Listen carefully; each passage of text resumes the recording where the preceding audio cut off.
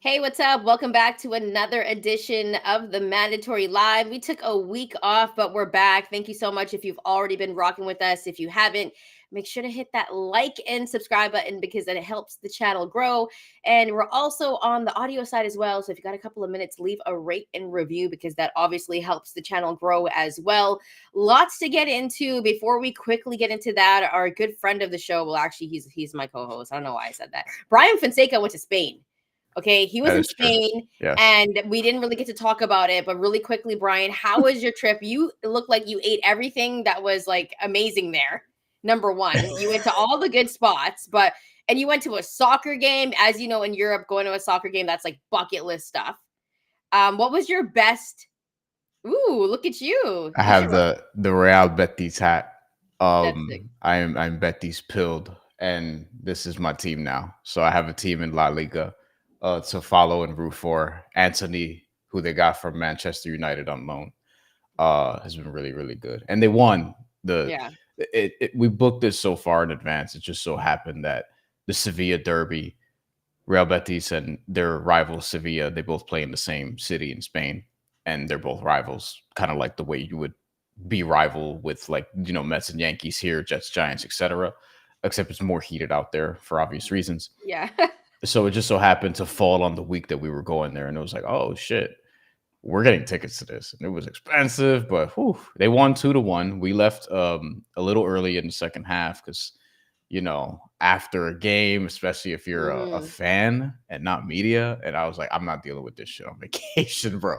So we yeah. didn't miss any goals. But yeah, ate everything. Paella, um, uh, churros con chocolate, baby squids, solo mio, like, like everything possible, and came back and weighed exactly the same because one, did a ton of walking, and two, they don't inject their food with a bunch of bullshit like we do.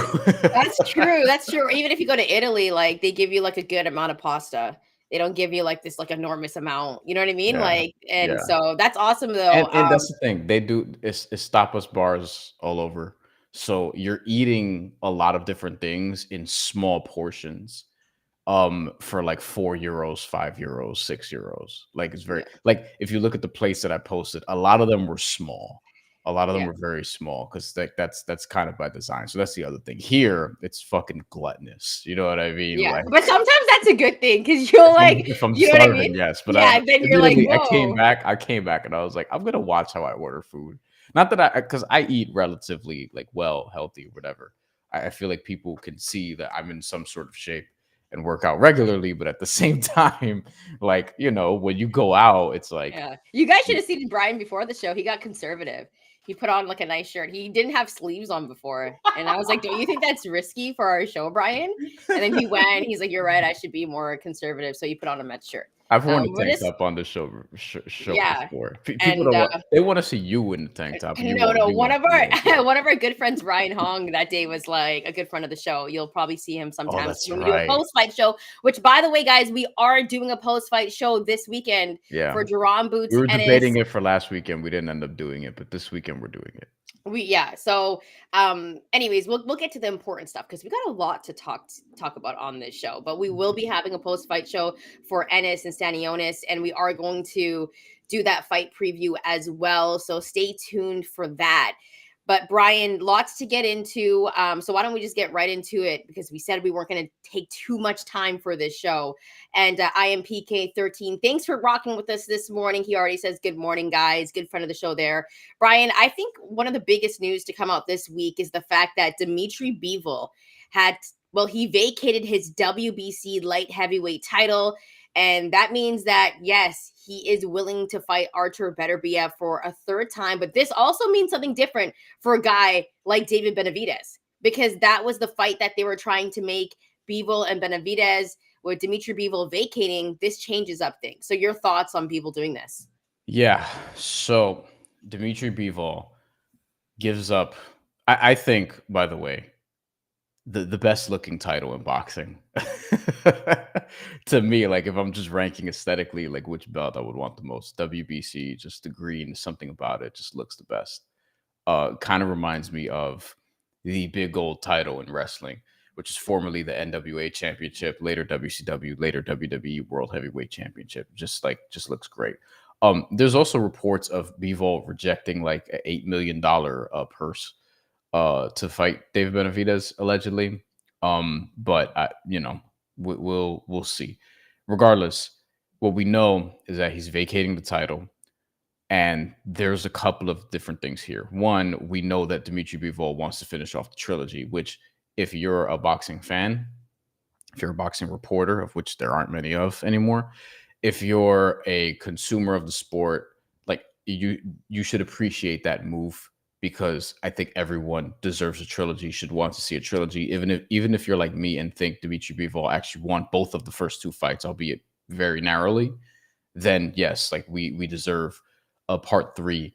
Let's get the rubber match and let's see who's the best between Dmitry Bivol and Artur Beterbiev. The thing I don't like about this, Shantelle, is not what Bivol did, but I don't like when mandatories get enforced in a selective way. I understand having David Benavidez be the interim light heavyweight champion. I think we have too many interim champions, but in this case, it actually does make sense because this is an ongoing trilogy over the course of a year plus or whatever it is at this point. But I think you have to keep David Benavidez as the interim for one more fight before forcing it. Like, don't force it now. You know there's going to be a trilogy. Why strip or why try to force Bivol to fight Benavidez? Like, just let him do the Beterbiev fight, and then you have the interim champion fight the champion. Like, there is when you could be like, all right, Bivol, now that you've beaten, or all right, Beterbiev, now that you've beaten, Bivol or whatever the case may be, whoever wins, you could be like, all right, you're next in line, Dave Benavidez. I don't get why you're trying to force this now just to make him a champion. Like, it just seems like political boxing bullshit. And I understand the desire to have an interim champion get the shot, but why now? Why can't he just wait one more fight if we know what the fight is going to be and we know it's a trilogy anyway? Yeah, so this is the thing. I feel like everyone really, really wanted that David Benavidez and Bivol fight after Bivol was able to avenge that first loss against Beterbiev, and we know that he was going to take some time off. And so we thought, hey, there might be some different possibilities for this. But this is the right move. And as you know, Dmitry Bivol and Artur Beterbiev have a ton of respect for each other, right? These two will always be tied together. And when you take a look at the fight, it's 1-1. It only makes sense, Bryan, to make the trilogy fight. And as much as the ratings weren't as big as I expected, as large as I expected, if you're a boxing fan, you want the third fight. And also, they're both sneakily getting old. And if they wanted to, Bryan, they wouldn't even have to fight a young guy like David Benavidez. None of them would have to do it. Like, let's be serious here. They could either move up or not even fight David Benavidez and walk off into the sunset. Because isn't Dmitry Bivol like 36 years old or something? Yes, and you actually just triggered something in my head. Like, okay, is the WB? I don't think this is a good justification. Yeah. But is the WBC mandating this because they think after the trilogy, both of them are probably going to be just done? Because that's entirely possible. I think it's a pretty good chance. But I also think that, for example, let's say Dmitry Bivol beats Artur Beterbiev again. I do think that that's a massive fight that you could put in the States, because David Benavidez, what does he do? He does sell tickets. He does, yeah. People like seeing him fight, and that could be a big fight in Vegas. Whether it's Bivol or Artur Beterbiev, I think that's a massive fight, Bryan, because I think whoever wins will have the opportunity to either stay in the division or even possibly move up. Like, there is possible factors in this third trilogy fight, but I think the third trilogy fight makes the most sense. But also, I think people at this point, they're seeing that rise of David Benavidez and they want to see more. And there's some really good possibilities here of different fights that we could get. But the trilogy fight makes the most sense. And both of those guys could sail off into the sunset. I wouldn't be surprised if Artur Beterbiev did. I mean, he's going to be like 40 years old, is he not? I think he's 40 already. Oh my God. So he might be 41 soon. So I don't know, because he still looks like he has it. Like, he hasn't lost it yet, but you never know when father time catches up. But both these guys don't really have anything else to prove at this point in their careers. And I'm not just writing them off, but I do think they have more to lose if they fight a young guy like David Benavidez, Bryan, especially if it's like in Vegas or something like that, where David Benavidez is going to have the crowd, he's going to have the judges. So that makes things a lot more different. And if I'm Artur Beterbiev or Dmitry Bivol, if I would have done what Bivol did too, I would have vacated. Like, I'm going to go fight Yes, Beterbiev and yes. make money again. I'm So I not was going to going to fight a ask young that. guy. I was Yeah, I'm going to not. ask you, like, would you have done the same thing? Would you have chased the trilogy fight as opposed to David Benavidez? Because I would have. I think, and I also think the trilogy fight is more historic. Like, yeah, of course, 1000%. you could go ahead and fight David Benavidez and possibly win, and that be massive. Like, beating a young guy that's, you know, on the rise, is becoming a superstar, you know, possibly becoming a face of the sport as well. Because I think David Benavidez has all of those attributes. However, the trilogy fight, like, you think about trilogy fights in boxing, that is legendary stuff. And I think in this era, the modern era of boxing, this is one of the fights that we're going to look back on in like 20 years and be like, hey, those 3 fights were dope. Like, I could go back, watch the first one and be like, I thought Bivol won, and go back, watch the second one, and you see Bivol avenge it. And then the third one, I still think that's a 50-50 fight. I still think Beterbiev could come back and win that fight, Bryan. Yeah, and I think, like, with me, if you're talking about legacy, and I think it's kind of hacky to bring this up at times, but I think these are two guys who care about that. I think they care about that more than money. And I think they both look at the other one, being Dmitry Bivol and Artur Beterbiev in this case, and they look at each other and they're like, "Yo, like, we have to finish this," you know. They're also both from Russia. Like, there's got to be some sort of, like, there's a lot here that comes with it, and I think they know that they have to shout out Cody Rhodes, because it's WrestleMania season. Finish the story, and ultimately David Benavidez, like, yo, step aside right now. You know what I mean? Like, yeah, congrats on, you know, getting a couple nice wins at light heavyweight and being an interim champion, but, you know, now you're an email champion because they just kind of gave you the title, which, you know, congratulations, but okay, like, you're gonna have to wait your turn, and it's fine. Go fight somebody else, have a stay busy fight, and if the winner of this trilogy is mandated to fight David Benavidez next, I think that they will. I think maybe Beterbiev is a better candidate to retire because of his age, whether he wins or loses. Whereas I think Dmitry Bivol, like, he might look at Dave Benavidez and be like, man, like, I could become one of the light heavyweight goats if I pull this one off next. So, like, there's a conversation to be had there. But I think David Benavidez just has to wait his turn, and you know, he beat David Morrell, who we're both high on. Fight somebody else, like, defend against somebody else in the light heavyweight division who's highly ranked.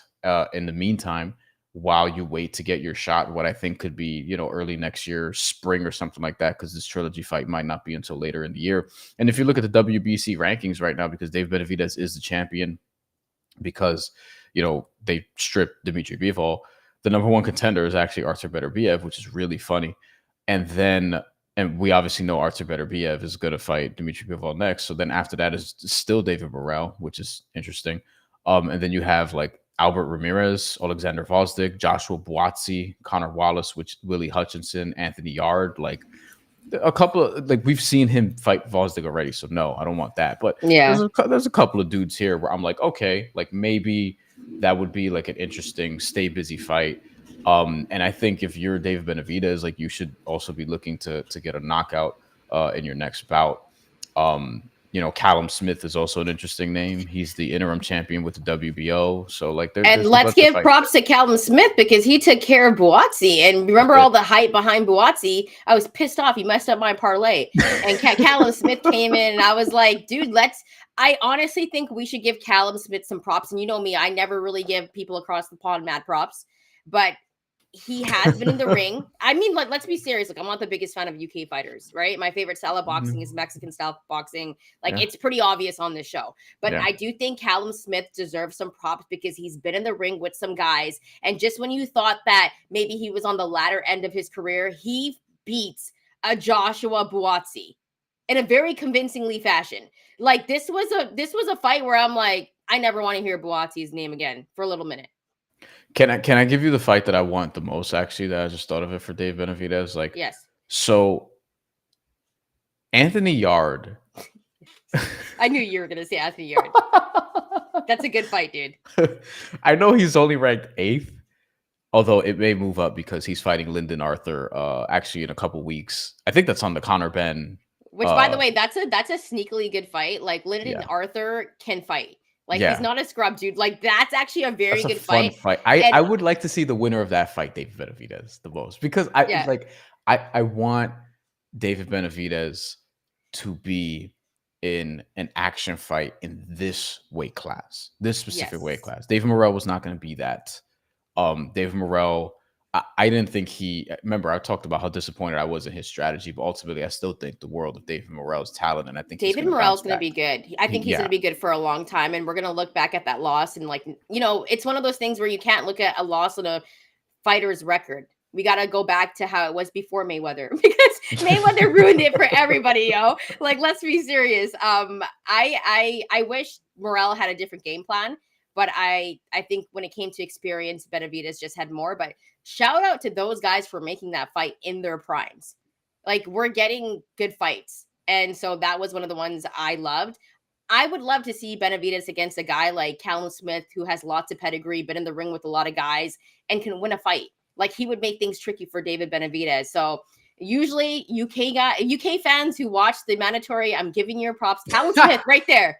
Okay. Like Callum Smith would be the best fight for Beterbiev. But for just as a consumer though, just as a consumer. Like, of course. So Anthony Yard got knocked out by Sergey Kovalev years ago. This fight with Lyndon Arthur is obviously, for people who don't know, it's a rubber match.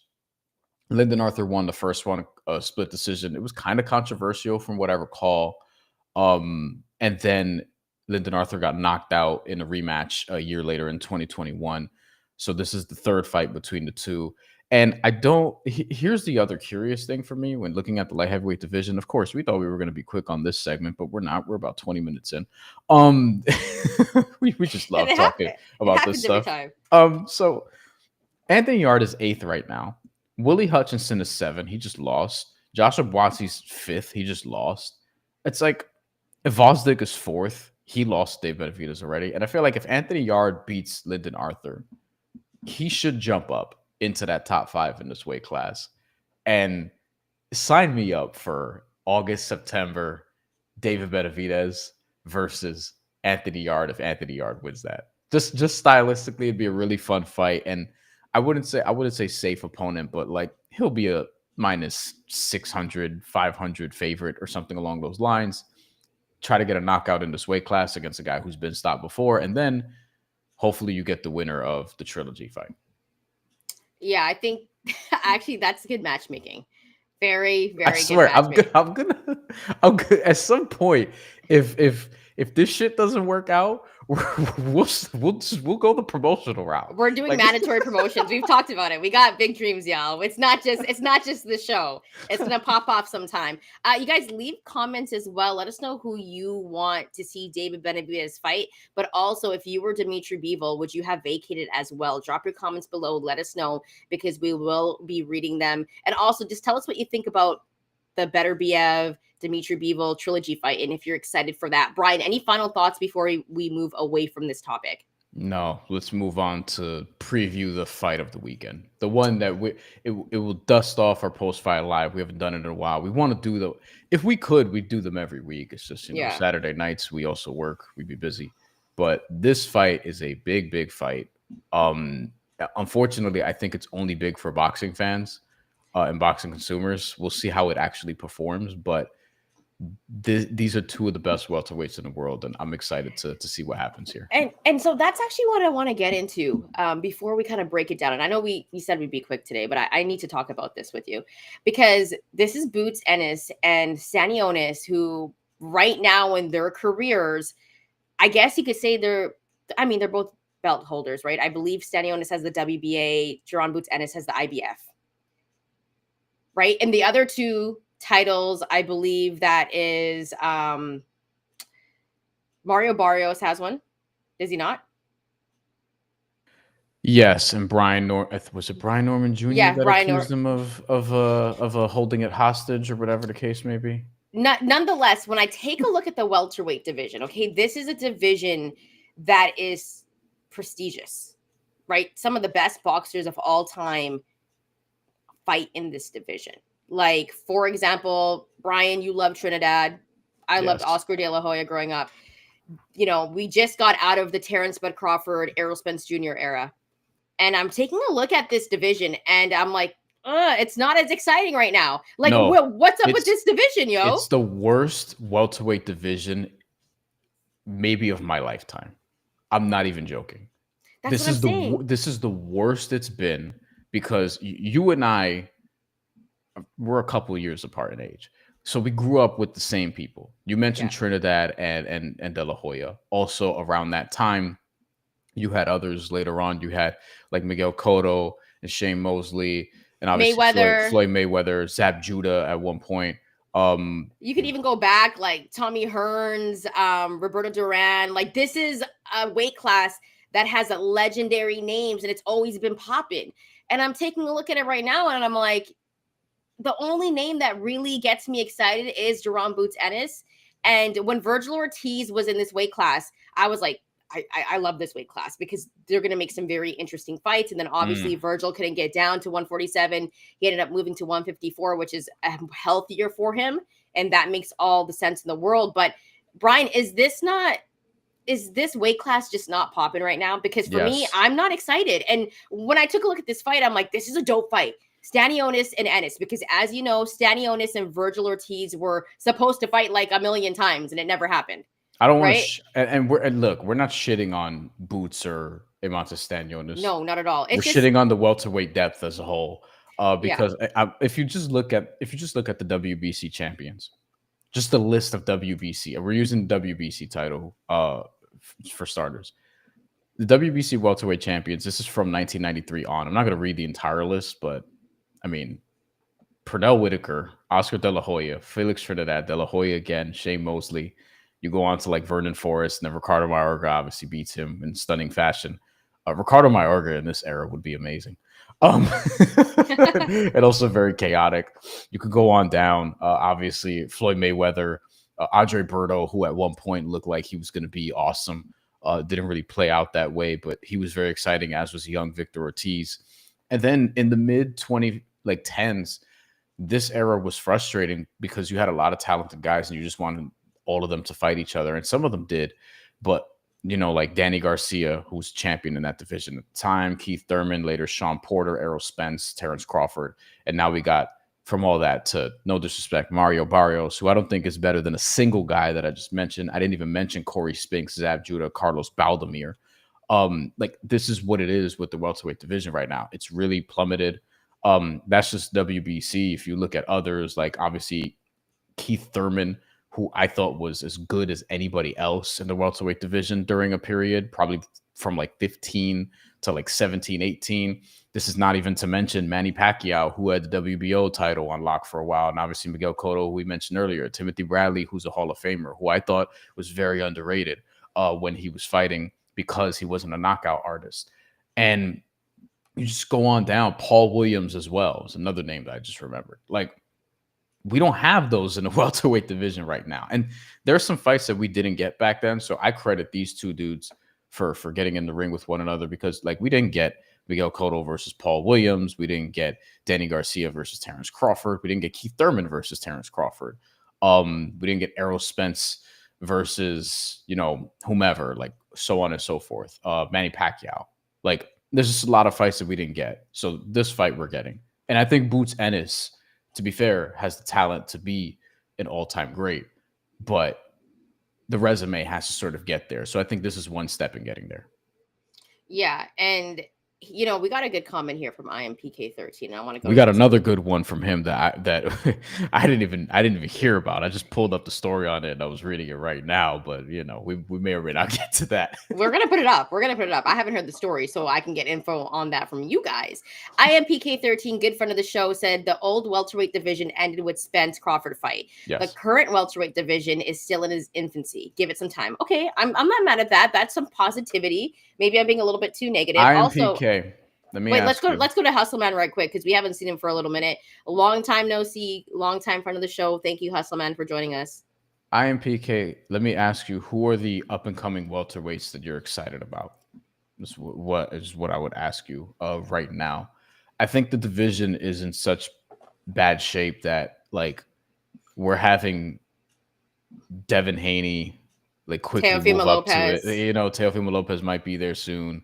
But I'm okay with that. Ryan Garcia. I think Ryan Garcia and Rolly Romero are fighting for like the interim WBA or the WBA regular. I don't know what the fuck For is going welterweight? on. Yeah, it's like it's something But stupid here's the like that. thing. Here's the thing. Okay, so BoxRec won't tell us because they I don't love recognize yeah. WBA anymore.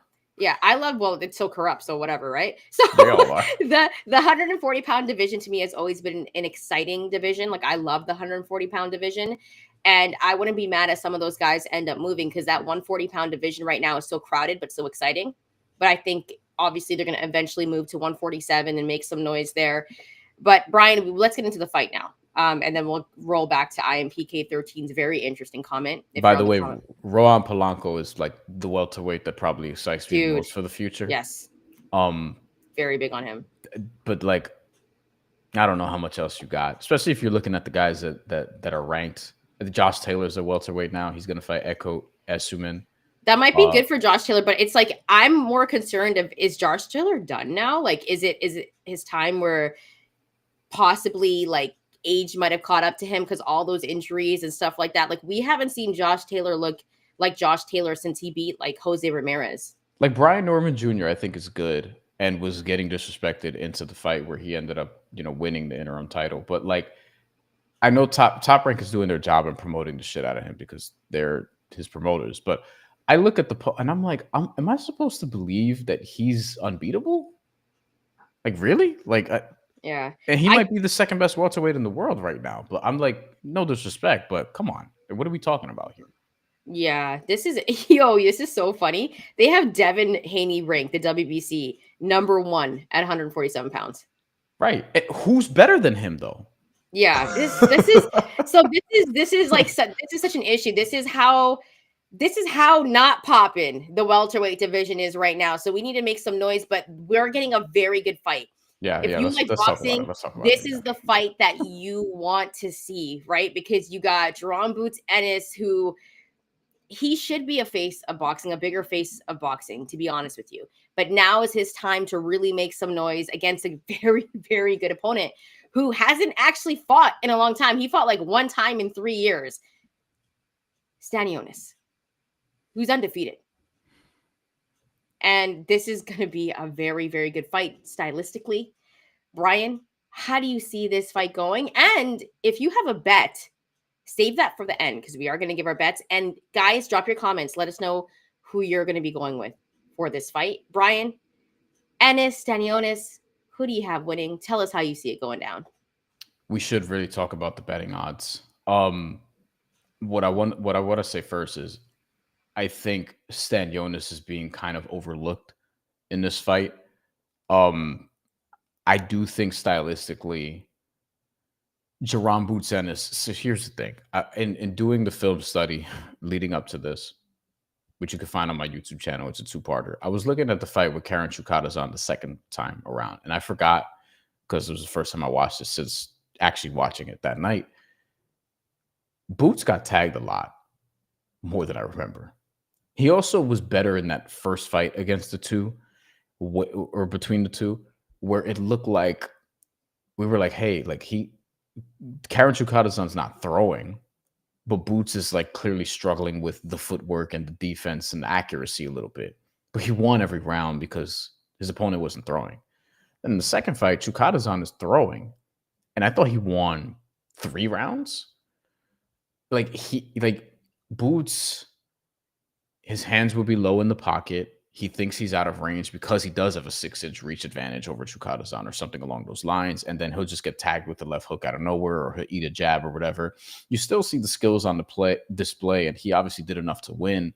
And he was impressive at times, but I still think, he's left people wanting more because of his talent and because the resume just isn't quite there to match the talent right now. And Eimantas Stanionis, if Karen Chukadazan could hit Boots in the pocket, Eimantas Stanionis is only going to be in the pocket. Like, he's only going to be in Boots' face. So this is sort of the test for me. It's like, all right, how do you navigate this? Do you turn it into a counter-punching fest where this guy's just tailor-made for you and you're just like, what, and just beating him from a distance the entire fight?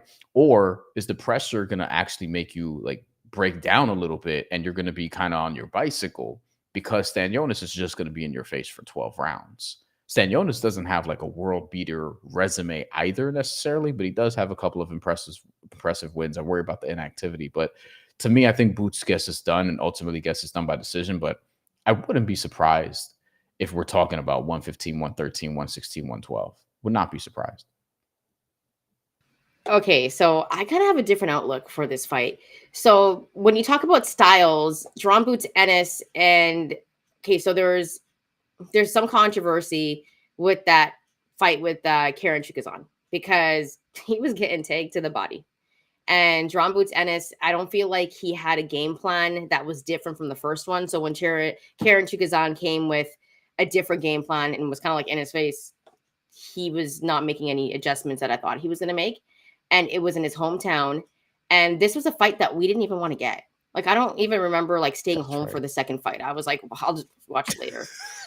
I literally didn't. I was like, I'm going to watch it later. Like, we complained about it on the show. We were like, why is the IBF making him a mandatory again? Like, we just saw this. But here's the one thing that I will say. It kept him active, right? So that's the good thing because it kept Boots Ennis active. And I think that's important because if you look at Stanionis, he hasn't really been active. When was his last fight? Like last year? Last spring? Like a year ago. Yeah. Gabriel Maestre, who's like 38 years old. Yeah. And that's too long of a layoff against a very, very good Jaron Boots Ennis. Jaron Boots Ennis, he is good defensively, but he did get tagged a little bit more than I thought, and it was to the body. He does have the speed factor over a guy like Stanionis. Like Stanionis, when it comes to speed, it's not as elite as Jaron Boots Ennis. He's not like slow-footed or anything, but I think that's where Jaron Boots Ennis is going to be having a lot of success. And I like the way that Jaron Boots Ennis likes to create separation, especially with his shoulders. Like, he's able to do that. And he moves around the ring really well. Stanionis, I think he has decent footwork as well. Like, he's not slow-footed. The one thing I love about him is his jab. Like, that's where he's going to be able to make his money, because if he establishes the jab and he likes to throw the double jab and then go to the body where Boots Ennis was getting tagged, that's what Stanionis has to do. Like, he has to establish a jab in this fight. I think Jaron Boots Ennis is going to try to control that distance because Stanionis is like a come forward fighter and he's going to try to be in your face. So this is a very interesting fight. But I think the layoff and the fact that Jaron Boots Ennis is going to be able to create that separation, he's going to have the speed factor, and he's also going to get to the body of Stanionis. I think the layoff worries me. And this is arguably the toughest test that Jaron Boots Ennis has ever had. We've known that he's tried to go after a guy like Terrence Bud Crawford. Didn't happen. We know that there were even talks at one point, possibly him and Virgil Ortiz could be the kings of this division, and there were talks of them fighting. Like, none of those fights happened. Him and Stanionis is the best fight that you can make in this division, and it's Jaron Boots Ennis' biggest fight, and he has to make a statement. Like, he can't go around being like, I'm the king of this division, and have like a performance against Karen Chukadazan where we're like, what happened? Like, what happened there? Jaron Boots Ennis is a guy that could be the face of the sport. He has all the attributes, man, and he's really fun to watch. So I could see this being a very close fight where it goes to the cards, but I could also, and I'm going to sprinkle on this, Brian, I could also see Jaron Boots Ennis stopping a guy like Stanionis, getting to the body, using his hand speed, using his footwork. I think it's a possibility between rounds 9 through 12. and there is some value there. I think I might sprinkle on that because the layoff worries me, whereas a guy like Jaron Boots Ennis has been a little bit more active. So that's how I'm looking at it. I'm going to rock with Jaron Boots Ennis to win this fight regardless, but Stanionis isn't going to make it easy, but I do want to see the layoff factor. That's how I'm rolling with it. How are you going to be betting this fight? Yeah, let's do the odds. IMPK, we'll get to your comment after this because I want to get to it. Boots is minus 750 on the money line, which is no value. Crazy to me. That's disrespectful. This should be like a lot closer. If it was like minus 350, I'd be like, okay, like yeah, what? 400. You know what I mean? 400 is where I was thinking. Stanionis plus 460. That it makes me consider some things, is what I'll say. Oh, okay, yeah. So it looks like more money has come on. Pause.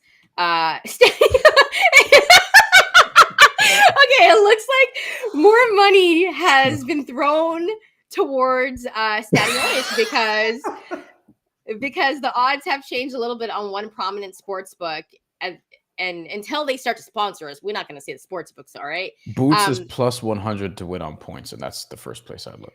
Okay, so where I'm looking, Ennis is a minus 550 on the money line, and Stanionis is a plus 375. Like, okay, like I'm not totally mad at that, but Jaron Boots Ennis, if you're going with him to win by decision, that's a plus 110, which, I mean, I'm not mad at that either. Those are better numbers. Yeah, and so I like when I'm going to group round betting, and this is usually where I like to make my bets, guys. I like rounds 9 through 12. So if I want Jaron Boots Ennis and I'm picking him to win in rounds 9 through 12, it's a plus 400. There's tons of value there.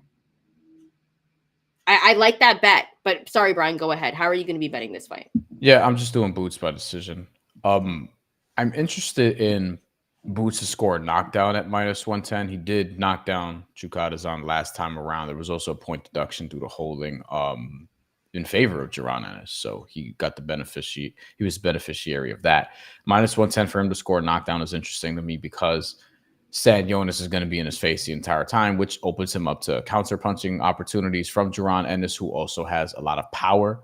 And it's entirely possible he catches him, flush with a lead uppercut, a short left hook on the inside or something along those lines, maybe a counter, just a pull counter, and then a straight right hand, boom, just drops you on your backside. Like, I could see something like that happening as well. Stanionis to score a knockdown is plus 500 in one particular book. The route to that happening is just the volume of punches, and then he just catches them. Like, he hasn't dropped anyone in a while. Like, he has some pop, but we haven't seen it in a while, and there's inactivity there. So this one I get being plus 500. It just makes a lot of sense considering he didn't knock down Maestre. He didn't knock down Butaev. Like, Maestre also got to the Stanionis' body though too. Remember that fight? A little bit, yeah. Like, he had some success there, and that's why I think Jaron Boots Ennis, I think he could get a stoppage by going to the body. Yeah. In round 9 through 12. If this is going to be one-sided in any direction, it's going to be one-sided in favor of Ennis. I think Stanionis could win rounds though, because while Chukadazan, like, he has the movement that could disrupt Ennis, and this could be a styles makes fights thing. Like, if someone's going to be in your face the entire fight and you've been landed on by someone who isn't, then, we need to see how this is a great test for him. We need to see how he sort of navigates this, because, by the way, we still think he's going to fight Virgil Ortiz in the future. I think this is a very good sort of warm up for that. Virgil Ortiz is better, more agile, more athletic, taller, longer than Stanionis. But Stanionis is kind of like the mini older Lithuanian version of Virgil Ortiz. And he's really good, guys. Like, he's really good. I just think the layoff kind of worries me a little bit for him. But Stanionis is a great competitor. He's a come forward fighter, which is my favorite style. And he has a really good jab. So, like I said earlier, if he's able to establish that jab, he's going to be able to get to Jaron Boots Ennis, and he's going to be able to close the distance. Did he knock down Butaev, actually? I'm looking at the cards, because I remember that being an action-packed fight. I remember they were in each other's face the entire night. Yeah. There was a split decision. I thought Stanionis won.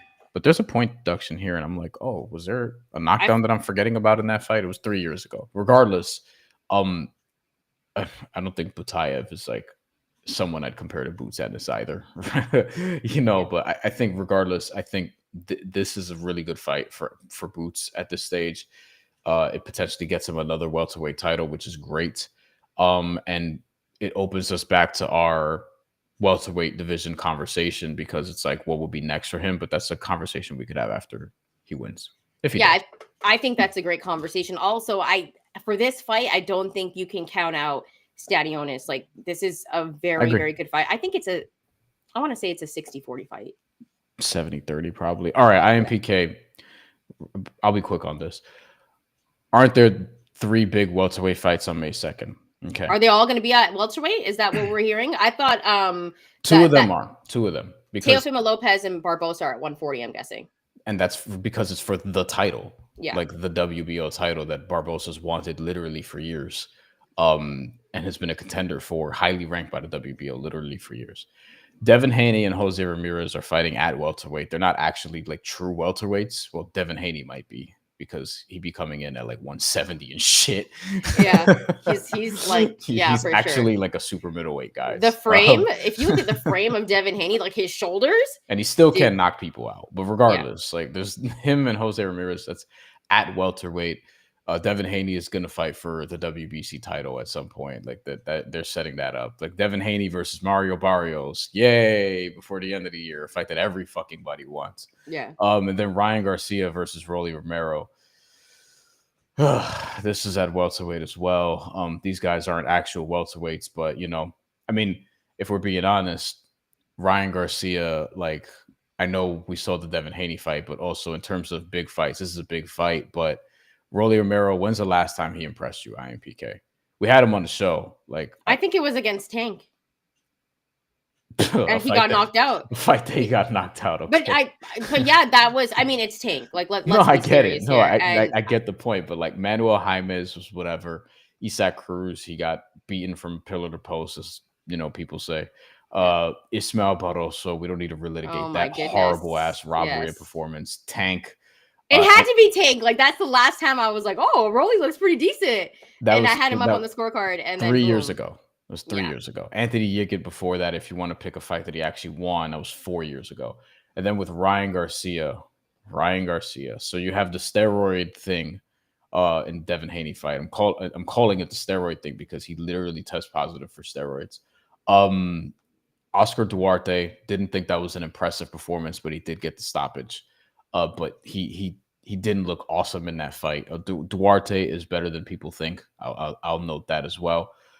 Tank, he didn't look impressive really at all. Tank just kind of like took it to, like, as soon as he dropped him early on in that fight in round 2, like that was kind of it. Ryan Garcia couldn't figure things out. Javier Fortuna was the last time I was really like, oh shit, like that was an impressive win.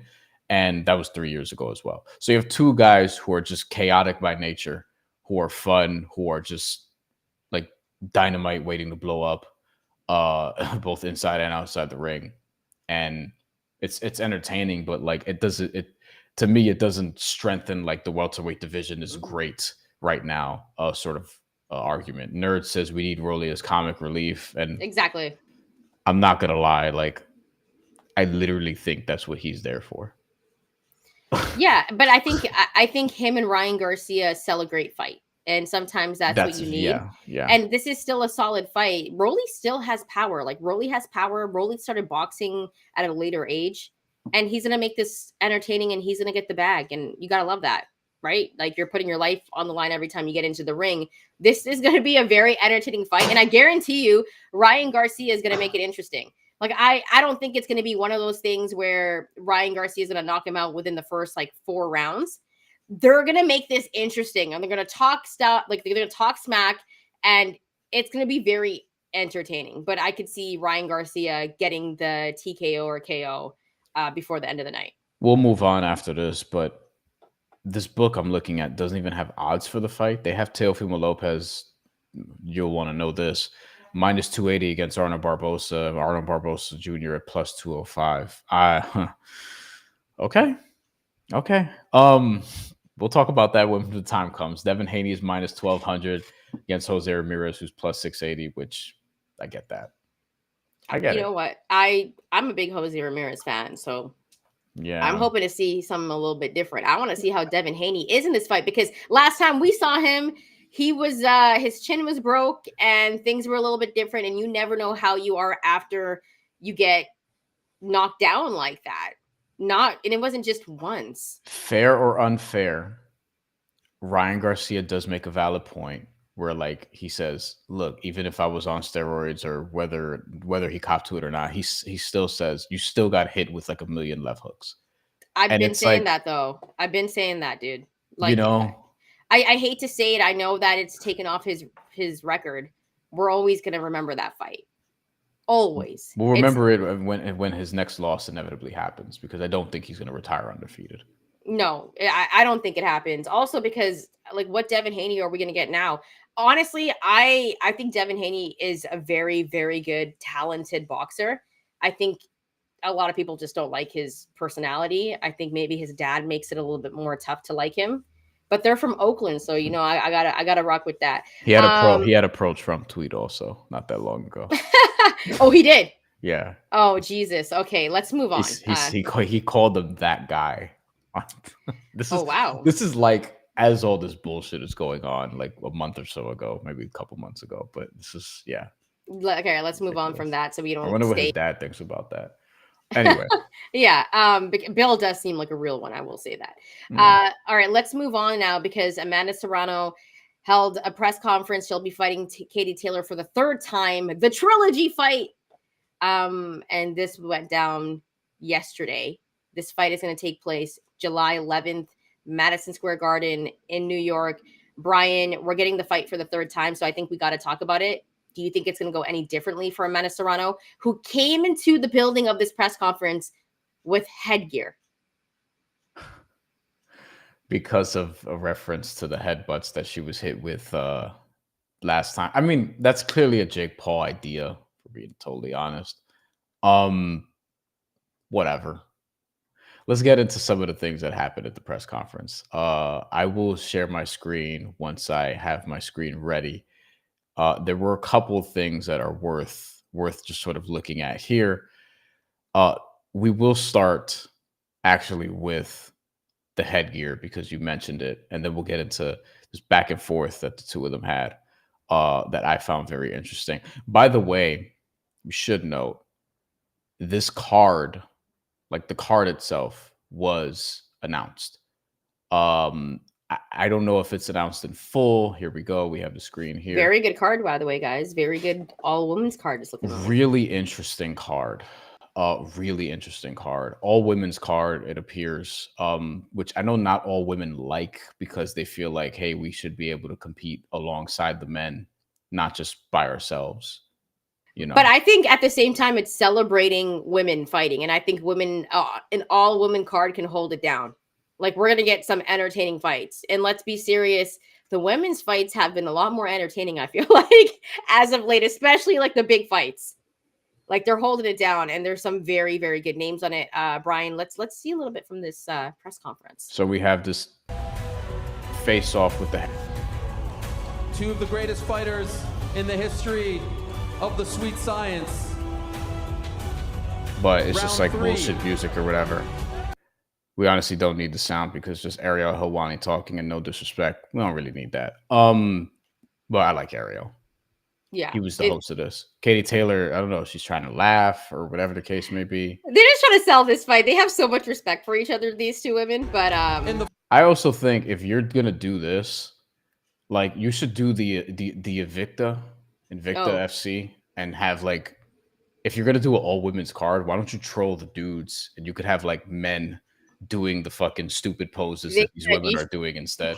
They should totally do that, and have like just like men with their shirts off, but all the guys would be like, "What's going on here?" Yeah, I know, because could you imagine? They should have guys come out like round one. They should. That's literally what I'm saying. But dudes are mad sensitive, and they'll be like, "Oh, look at what they're doing to us." And it's they're like, using us as objects. But yeah, like y'all have been doing this to women for how long? For like the that's entire. That's a great idea. That's a great idea, Bryan. Listen. Entire. When we start mandatory promotions, we're doing that. Yeah, honestly, I had to plug in my laptop real quick. Okay, now the actual exchange, which Netflix says was heated. I thought We'll watch it. We'll watch it. At the end of the day, Amanda needs this fight a lot Is the sound on? more than I do. Okay. I have a long history of big fights against big names, and a line of people queuing up to fight me for the payday. So in that context, I do the 3. You shook on it, not knowing if I was gonna win or lose, Katie. I respect you, and I will continue to respect you in and out the ring, Katie, but we did shake on it, not knowing. And if you say that it's you call the shots, you could have called the shots that day. You shouldn't have shook my hand if you wasn't gonna. You need this fight a lot more than I do, Amanda. You know that if we have an extra minute, it won't go your way. I think the point of a 3-minute round was to prove to people that you get more knockouts. How many knockouts did you get in your 12 3-minute rounds? 0. At the end of the day, Amanda. I mean, yeah. Katie talking that shit though. You know what I mean? This is great. I love it. Katie's I think they both caught each other off guard, like because they don't want to talk shit like that, but they also, you know, like they fought twice. They're probably fucking tired of each other. Yeah, I like it though. What do you think of that? The whole, because Amanda was pushing for 12 3-minute rounds, and Katie's basically like, it's not gonna it wouldn't have made a difference, and Amanda's saying it would. I think it makes a whole lot of difference. I think then we're left, and I'm gonna say this because I want women to have those 3-minute rounds. We're not gonna be left after fights not knowing who won. There's too many of those. I mean, sure, sometimes we know who the winner is because they have a great performance, but other times we're like, who won that fight? And there's been a lot of those where they've been too close. If you add another minute to those rounds, we're going to see some separation. And I think we're going to see more stoppages. What is Amanda Serrano really good at? Speed and volume. Can you take that? Can you take that for a full 3 minutes for each round? And I think Amanda would have more stoppages on her record.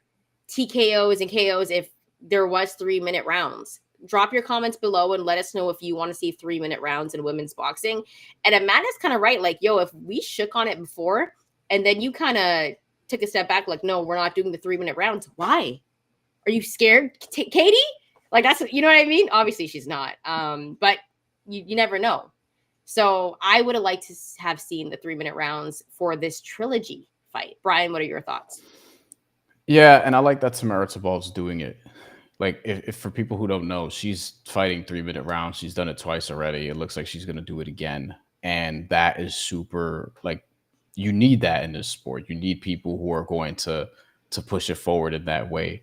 And I think that with Tamara Tibalt doing it, like, that's encouraging. I think Amanda Serrano, after this trilogy fight, I don't know how many more fights she's going to have, but I would assume she's going to try to do it again, another 3-minute round fight, if you will. There's also, like, she's kind of low-key holding a couple of her featherweight titles hostage. So there has, like, is she going to defend it at some point or whatever the case may be? I do wonder what's going to happen there. There's already been at least one vacancy. But regardless, I do want to see just equality. So the 12 3-minute rounds for title fights would be great. You'll get more knockouts. You'll get just more decisive victories, and you'll get more time. Because you all watch boxing. It's like 2-minute rounds. Some people are just getting going in those first 2 minutes. And how many times do I have to see, like, for example, Sinisa Estrada and Yokasta Valle, where it's very close, that it's like, shit, the round's already over, you know, and it makes it harder to score. Michaela Mayer versus Sandy Ryan, both times, particularly the first one, which is very, very close. Michaela Mayer versus Natasha Jonas, for example, right? Very close. And then there are some instances where, like, yeah, the 3-minute rounds also make it clear, like, oh, there's a real skill gap here, and we should probably stop this sooner instead of having it linger on, you know? Like, I think there are some fighters who would really excel in 3-minute rounds, like a Gabriela Fundora, for example, who has a fight coming up later this month. And I think these two women, if they did it, it'd be great. There are some health things to worry about as well, but, like, that's the case for men too, and we just let them beat the shit out of each other. It's boxing at the end of the day. Like, the sport is brutal. The sport is I think maybe the most difficult of all the sports. Not just in the ring, but also the lifestyle and all the things that come out of it. And I think that, you know, if we're gonna see Tamara Tabalt do it, maybe we'll see others do it as well. And that's what we want to see. I think you want to have the women fighting 3-minute rounds, because then we're not left wondering who won the fight, and also equality. And there's a lot of good fights to be made. And if they're at 3-minute rounds, I think it makes it all more interesting. Let's go to our friend Nerd here. I think he kind of had a funny comment. Katie Taylor has that Monsters Inc. grandma voice. Yeah. She did sound a little bit shaky, which I thought was kind of weird. I don't think Katie knew how to talk shit, and she didn't know what to say. Because I've never really heard Katie like talk that talk. No, I think she's just like surprised that she had to. She probably thought it was going to be a different type of press conference, which it was for the most part. Yeah. That was like the only like heated thing, quote unquote. Boxing press conferences are so ass usually now. Like you don't like the one that I went to with these six dudes that are going to fight in Times Square. That's just like I still don't know how they're going to pull that off, but they're going to do it. Yeah. You knew that was going to be interesting, even though Ryan Garcia swears he's turning over a new leaf. Teofimo Lopez, Devin Haney, Arnold Barbosa, who was pissed off the entire time, which is great. Like those type of things. Like I didn't expect this conference to provide that level of fireworks. I think the headgear idea that Jake Paul likely passed on was, you know, probably trying to drum up certain things or whatever. But hey, the card itself is good. We should talk about that and get out of here. Katie Taylor versus Amanda Serrano, but then you have Ellie Skolny, Yamileth Mercado. Great They're fight. fighting for, you know, the super bantamweight. I think all the titles. Yeah. Alicia Baumgartner's fighting Jennifer Miranda. Jennifer Miranda's from Spain. Very good fight. Sneakily good fight, guys. Yeah, It's a Miranda good co-main. doesn't have a ton of pop, but she has skill. It's a nice test for Alicia Baumgartner off the not the layoff, because she did technically fight recently, but that was just a fight that went to no contest, so she hasn't gotten rounds in a very long time. Dina Thorslund fighting Sharetta Metcalf. That's another just like a bunch of bantamweight titles are on the line, and then Tamara Tabal is fighting a highly ranked contender at middleweight in Mary Casamassa. And Tamara Tabal, I think, is going to have her coming out party. Assuming it's even on the Netflix main card. Hopefully it is. I think it will be. It looks like that's it. I don't know if anything else is going to be announced. It's also very early. We're 3 months out. I don't know if they're going to throw in some other, like, you know, younger like a Crystal Rosado or an Elise Soto on the undercard, or so to speak. But if this is the main card, like I'm good with it. I think this is an excellent main card. Yeah, and it's historic too, because it's going to be on Netflix, and it's an all women's card. So, you know, Jake Paul really, at the Garden also. Yes, Jake Paul, you know, getting into his bag of women's boxing, and we're going to see this more from MVP, which is his promotional company. But nonetheless, let us know what fights that you're excited about, and let us know what you think about the back and forth between Katie Taylor and Amanda Serrano. Were you entertained? And if you like the 3-minute rounds, Brian, we did an hour. We were only supposed to do like a half hour, but we like rocking with you guys. Leave your comments, because even after the show, we read the comments. We're trying to get better at responding to those comments. Just know we see them all, guys. We see all of the comments, and we do appreciate you. If you like the content, hit the like and subscribe button. That will help the channel grow. Brian, final words before we get out of here. That card also, as I mentioned, at the Garden, not at the fucking theater. Important note there. Not at the freaking theater. There has been a boxing event, a pro boxing event at the Garden since December 10th, 2022. Teofimo Lopez, Sandor Martin. And since then, Top Rank has decided to just put everyone in MSG Theater. And then 3 years ago, obviously, Katie Taylor and Amanda Serrano fought at the Garden, April of 2022. Same card that had Liam Smith knocking out Jesse Vargas, which is a fight that I forgot happened till this very moment. But Liam Smith, we were talking about him being impressive. He had a nice victory in that one against Jesse Vargas. We saw Emma Williams knock out Cordell Booker in the first round of their fight when that happened on that card. There was a couple of interesting fights there, but the main one being the match we're going to see a second rematch of. This third time these two are fighting.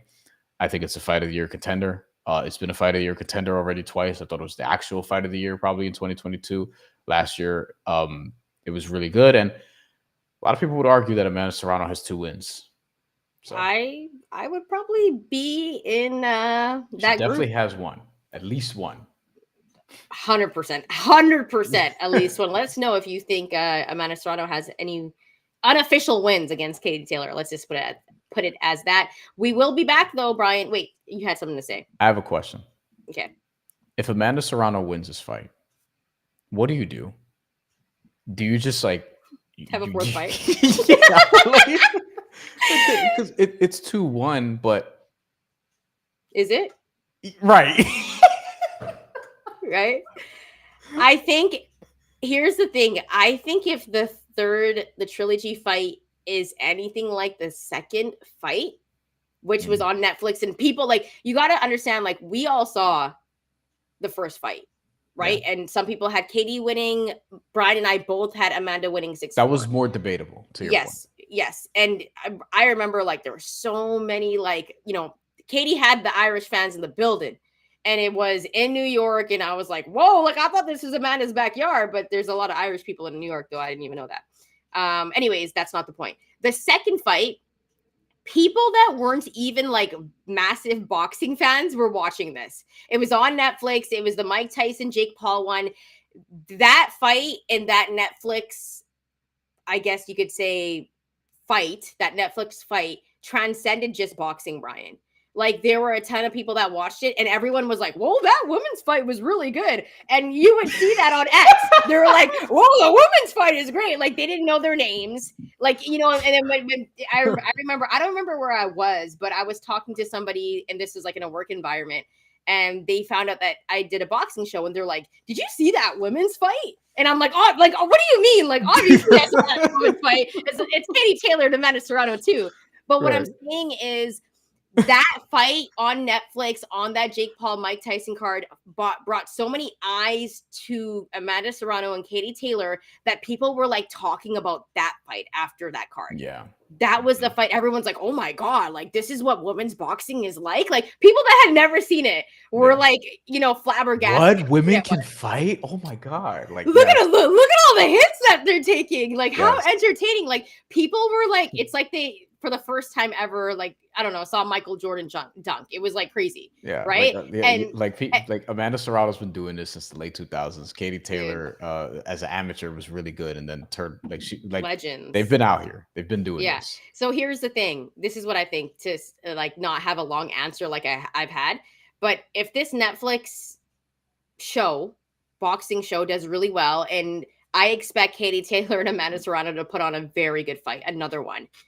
Yeah, they'll probably make a fourth one because it would make all the sense. And at this point, like, something's got to be rigged to help Amanda win. Because she won the other. I thought she won the other 2 times. So if I thought about this. I thought about this. I'm like, all right, is it time to bet Amanda by decision? 100%.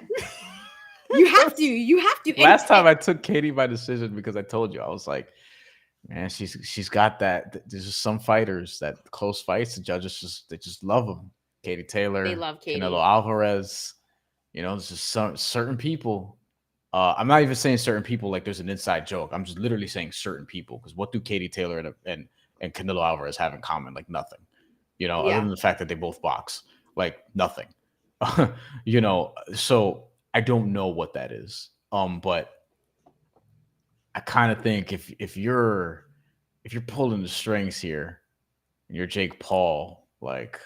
And here's another thing: how much money could Katie Taylor and Amanda Serrano make for a fourth fight? Because for some people, keep fighting each other. But Brian, if it makes the money, if it's entertaining, like you don't like fix something that's not broke. Pacquiao and Juan Manuel Marquez fought how many times? 4 times. So this is something that could happen 4 times. And all I'm saying is, and if Amanda Serrano wins that one, you got to do 5. Like, here's the thing, though. Some people have only seen them fight once. Yes. A big fan base that will be watching this fight on Netflix. I guarantee you the numbers are going to be popping. I guarantee you it's going to be a like, great moneymaker. It's going to be amazing. And then people are also going to be like, who's this Alicia Baumgardner? She's like, this is, I can't wait to see what X is like after this, okay? But it also puts a good light on women's boxing on Netflix, but some people have only seen them fight one time and they didn't even know that they fought another time prior. So this could be, for some people, the second time they fought. So yeah, if this is a banger, like I expect it to be, give us a fourth one if it makes sense.